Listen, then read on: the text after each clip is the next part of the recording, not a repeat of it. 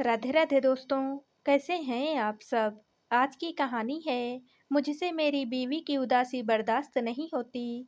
सुबह सुबह फोन की घंटी बजी। मुझे चिढ़ हुई कि रविवार के दिन भी चैन से सोने को नहीं मिला। फोन उठाया तो नीता बुआ की आवाज आई। रिया बेटा, शाम तक आ जाओ, तुम्हारे पापा और निर्मला की शादी है। मुझे बहुत तेज गुस्सा आ गया। लगभग चीखते हुए बोली, नीता बुआ, आपको मेरे साथ इतना भद्दा मजाक नहीं करना चाहिए। वे तुरंत बोली, बेटा मैं मजाक नहीं कर रही हूँ, बल्कि तुम्हें खबर दे रही हूँ। मैंने फ़ोन काट दिया। मुझ में पापा की शादी के संबंध में बातचीत करने का सामर्थ्य ही नहीं था। बुआ का 2 बार से और फ़ोन आया, किंतु मैंने काट दिया। मेरी चीख सुनकर राजेश जी जाग गए तथा मुझसे बार-बार पूछने लगे कि किसका फ़ोन था, क्या बात हुई, मैं इतना परेशान क्यों हूँ, वगैरह वगैरह। मैं तो अपनी ही रौब में बोले जा रही थी। आदमी इतना भी मक्कार हो सकता है, अपनी जान से प्यारी पत्नी के देहांत के 2.5 माह के अंदर ही उसकी प्यारी सखी से शादी रचा ले। इसका मतलब तो यही है कि मम्मी के साथ उनके पति और उनकी सखी ने षड्यंत्र रचा है। पापा दूसरी शादी कर रहे हैं। यह सुनकर मैं हतप्रभ थी। रोऊं या हंसूं, चीखूं या चिल्लाऊं, करूं तो क्या करूं। पापा की शादी की खबर गले में फांस की तरह अटकी हुई थी। मम्मी को गुजरे अभी सिर्फ 2.5 माह ही हुए हैं। उनकी मृत्यु के शोक से तो मन उबर नहीं पा रहा है। रात दिन मम्मी की तस्वीर आंखों के सामने छाई रहती है। घर ऑफिस सभी जगह काम मशीनी ढंग से करती रहती हूँ, पर दिलो दिमाग पर मम्मी ही छाई रहती हैं। अपने मन को स्वयं ही समझाती रहती हूँ, मम्मी तो इस दुनिया से चली गई, अब लौट कर आएंगी भी नहीं। जिंदगी तो किसी के जाने से रुकती नहीं। मैं खुद भी कितनी खुश हूँ कि मेरी मम्मी मुझे सेटल कर गृहस्थी बसा करके गई हैं। कितने ऐसे अभागे हैं इस संसार में जिनकी मम्मी उनके बचपन में ही गुजर जाती हैं, फिर भी वे अपना जीवन चलाते हैं। मम्मी के साथ-साथ इन दिनों पापा भी बहुत याद आते। मन बहुत भावुक हो आता पापा को याद करके। मन में विचार आता कि मैं तो अपनी गृहस्थी, ऑफिस और अपनी प्यारी गुड़िया रिंकू में व्यस्त होने के बावजूद मम्मी को भुला नहीं पाती हूँ। बेचारे पापा का क्या हाल होता होगा। वे अपना समय बिना मम्मी के किस तरह से बिताते होंगे। 30 वर्षों का सुखी विवाहित जीवन दोनों ने एक साथ बिताया था। मम्मी के साथ साये की तरह रहते थे। उनकी दिनचर्या मम्मी के इर्द-गिर्द ही घूमती रहती थी। मम्मी की मृत्यु के बाद 4 दिन और पापा के साथ रहकर मैं वापस से लखनऊ आ गई थी। मैंने पापा को लखनऊ अपने साथ लाने की बहुत जिद की। पापा को अकेला छोड़ना मुझे नागवार लग रहा था। पापा 2 साल पहले रिटायर्ड हो चुके थे। मेरा सोचना था कि मम्मी के बिना वे अकेले यहाँ क्या करेंगे। पापा मेरे साथ आने के लिए एकदम तैयार नहीं हुए। उनका तर्क था, यह घर मैंने और हेमा ने बड़े ही प्यार से बनवाया है, सजाया संवारा है। इस घर के हर कोने में मुझे हेमा नजर आती है।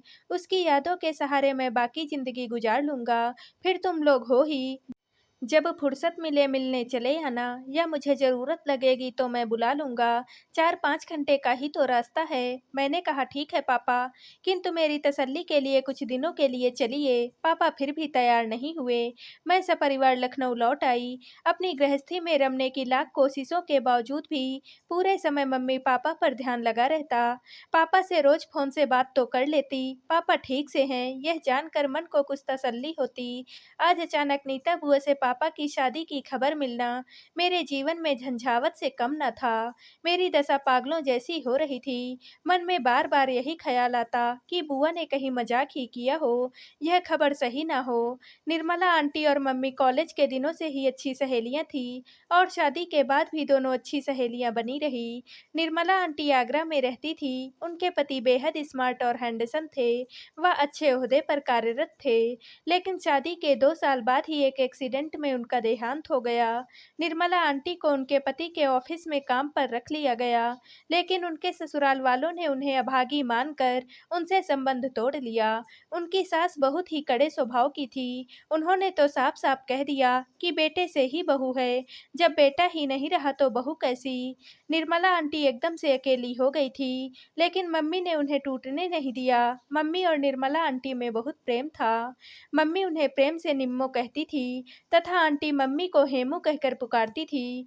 मम्मी अब हर मौके पर निर्मला आंटी को अपने घर बुला लेती थी। मम्मी अक्सर आंटी से कहती, निम्मो फिर से शादी कर ले, अकेले जिंदगी पहाड़ जैसी लगेगी, मन की कहने सुनने को तो कोई होना चाहिए ना। निर्मला आंटी हमेशा ही ना कर देती थी। कहती, हेमू यदि मेरे जीवन में उनका साथ होना होता तो उनका देहांत ही क्यों होता। यदि मेरे जीवन में अकेलापन और सूनापन है तो वही सही। मम्मी फिर भी कहती, निम्मो भविष्य की तो सोच, हर दिन एक से नहीं होते हैं, कोई सहारा तो चाहिए होता है। निर्मला आंटी कहती, हेमू तू और तेरा परिवार है ना, इतना अपनापन तुम लोगों से मिलता है, उस सहारे जिंदगी काट लूंगी। मम्मी के बहुत समझाने पर भी निर्मला आंटी दूसरी शादी के लिए तैयार ना होती। एक बार उन्होंने मम्मी से सख्ती से कह भी दिया था, देख हेमू, यदि तू मुझे आइंदा पुनर्विवाह के लिए बोलेगी तो मैं तेरे पास आना छोड़ दूंगी। उन्होंने बहुत ही भावुक होकर कहा था, रमेश के साथ गुजरे 2 सालों पर मेरी पूरी जिंदगी कुर्बान है हेमू।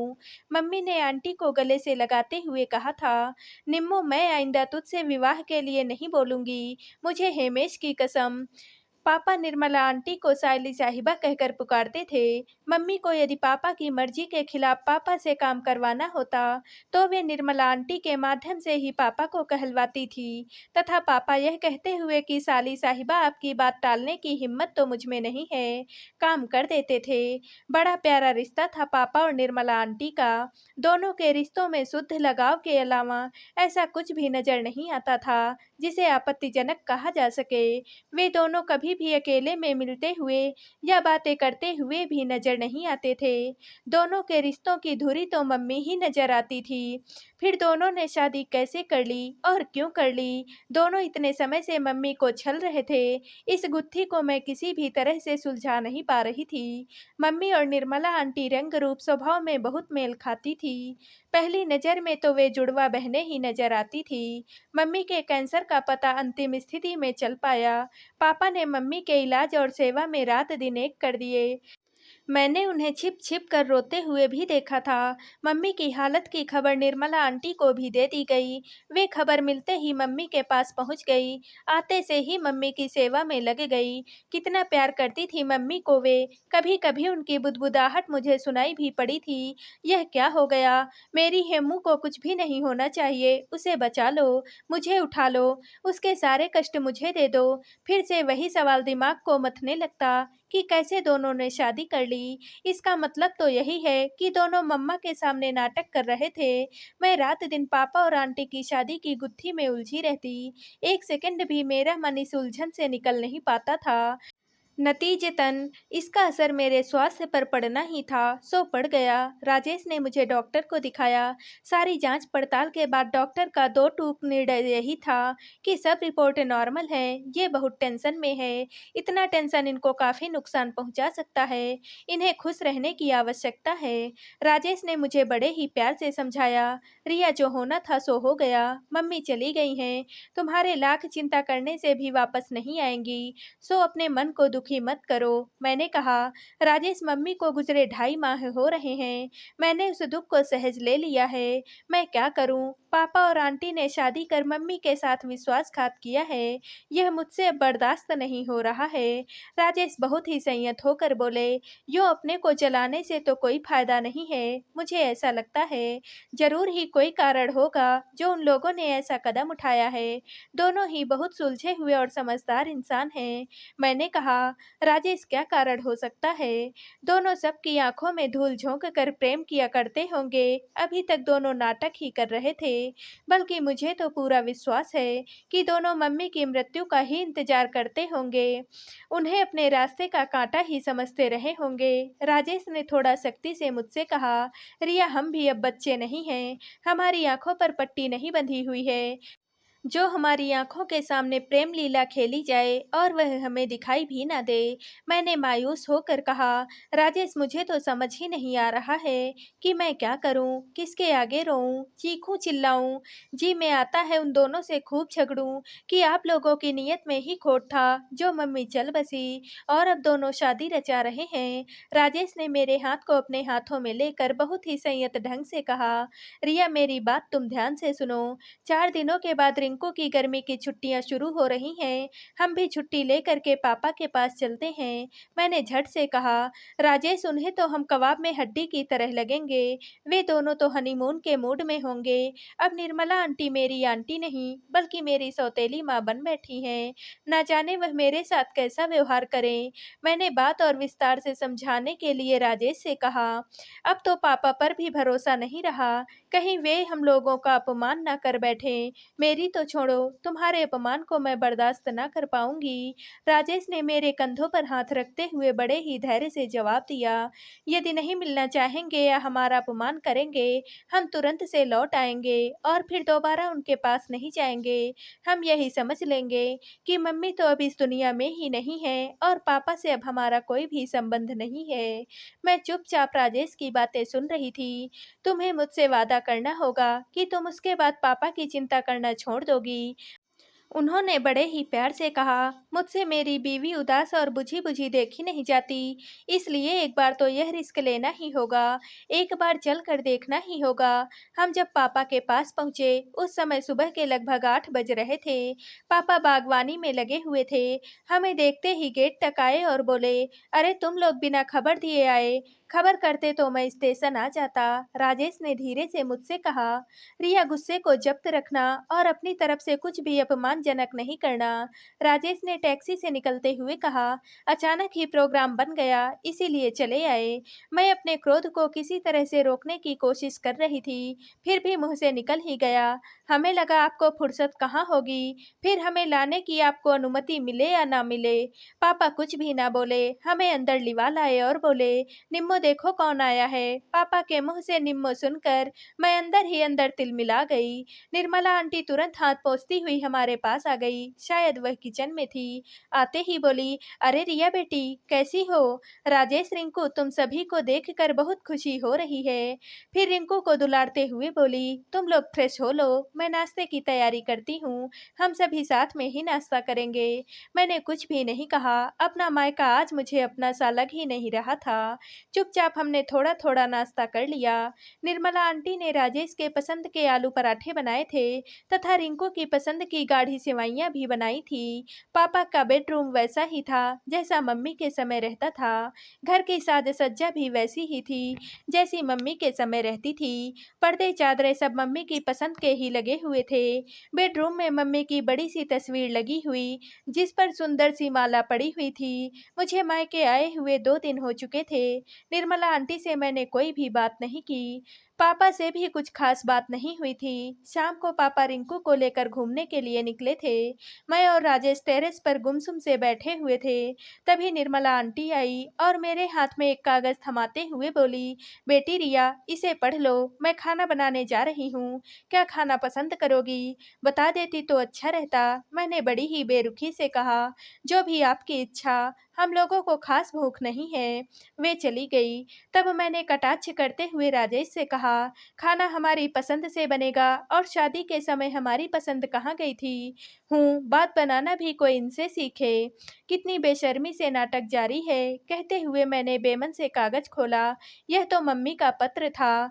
प्यारी प्यारी निम्मो, आज मैं तुझसे अपनी हेमेश की कसम तोड़ने की इजाजत लेते हुए पुनर्विवाह की बात कर रही हूँ। आशा करती हूँ मेरी अंतिम इच्छा पूरी करने से ना नहीं करेगी। मेरी तो विदाई की वेला आ गई है।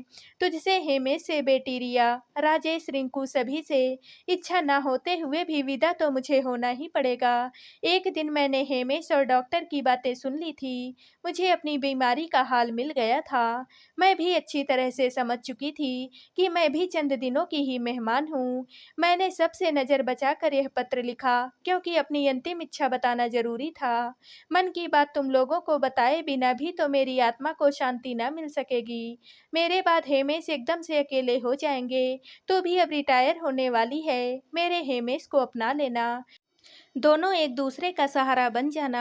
हेमेश को तो जानती ही है अपनी सेहत के प्रति कितने लापरवाह रहते हैं। तू रहेगी तो उन्हें वक्त पर हर चीज मिलेगी। प्यारी निम्मो, हेमेश की साली साहिबा से बीवी साहिबा बन जाना। रिया बेटी मेरे जाने से बहुत दुखी होगी। फिर धीरे धीरे रिया राजेश अपनी जिंदगी अपनी गृहस्थी में मन लगा लेंगे। उनकी आंटी से उनकी मम्मी बन जाना। मेरी बेटी का मायका पूर्ववत बना रहेगा। थक गई हूँ, अब लिखा नहीं जा रहा है। बोल देती हूँ, तुम दोनों की शादी ही तुम दोनों की तरफ से मेरे लिए सच्ची श्रद्धांजलि होगी। तेरी हेमू।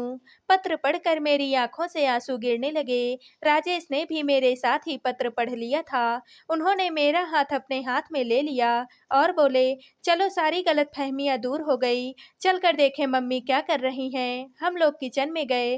देखा तो निर्मला आंटी खाना बनाने में व्यस्त थी। पापा भी किचन में ही थे। वे सलाद काट रहे थे। मैं निर्मला आंटी के पास गई तथा बोली, क्या बना रही हैं मम्मी। निर्मला आंटी की आंखें डबडबा आईं। उन्होंने प्यार से मेरा हाथ अपने हाथों में ले लिया और फिर धीरे से कहा, हेमेश और मेरा शादी करने का एकदम मन नहीं था। हमने कभी भी एक दूसरे को इस नज़र से देखा ही नहीं था।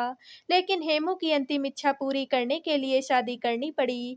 मंदिर में तुम्हारी बुआ फूफा की उपस्थिति में हमने एक दूसरे को माला पहनाई। हेमेश ने मेरी सूनी मांग में सिंदूर भर दिया और हो गई शादी। तुम्हारी नीता बुआ ने मिठाई खिलाकर हमारा मुंह मीठा कराया। मैं चुपचाप उन्हें देखे जा रही थी। उन्होंने आगे कहा, तुम्हें बताने की हिम्मत मुझ में और हेमेश में ना थी। तुम्हें बताने की जिम्मेदारी नीता ने ले ली। उसने तुम्हें सारी बातें बताने की कोशिश की, लेकिन तुमने उसके फोन काट दिए, बात ही नहीं सुनी। वैसे बेटा, तुमने भी वही किया जो एक बेटी अपनी मम्मी को खोने के बाद इस तरह की खबर सुन करके करेगी। हमें तुमसे। मैंने बीच में ही निर्मला आंटी की बात काटते हुए कहा, आप लोगों से माफ़ी मांगने लायक तो नहीं हूँ, लेकिन फिर भी हो सके तो मुझे माफ़ कर दीजिएगा। सॉरी मम्मी, सॉरी पापा। मम्मी पापा दोनों ने आगे बढ़ करके मुझे गले से लगा लिया। मैंने देखा राजेश रिंकू को गोद में लिए पूरी तरह से संतुष्ट नजर आ रहे थे। वे भी मुझसे नजरें मिलते ही मुस्कुरा दिए। इस दौरान एक विचार दिल और दिमाग को लगातार मथ रहा था कि दो उदास और तन्हा प्राणियों को एक कर जीने का मौका देना क्या हमारा कर्तव्य नहीं बनता है। इस विचार के आते ही मम्मी के प्रति श्रद्धा से सिर झुक गया। तो दोस्तों, आप सबको यह कहानी कैसी लगी कमेंट करके ज़रूर बताइएगा और वीडियो को लाइक व शेयर कीजिएगा। दोस्तों, अगर आप इस चैनल पर नए हैं और अब तक आपने हमारे चैनल को सब्सक्राइब नहीं किया है, तो प्लीज़ और कहानियों से जुड़ने के लिए हमारे चैनल को सब्सक्राइब कर लीजिएगा। कल मिलते हैं एक और नई कहानी के साथ। आप सभी का बहुत बहुत धन्यवाद।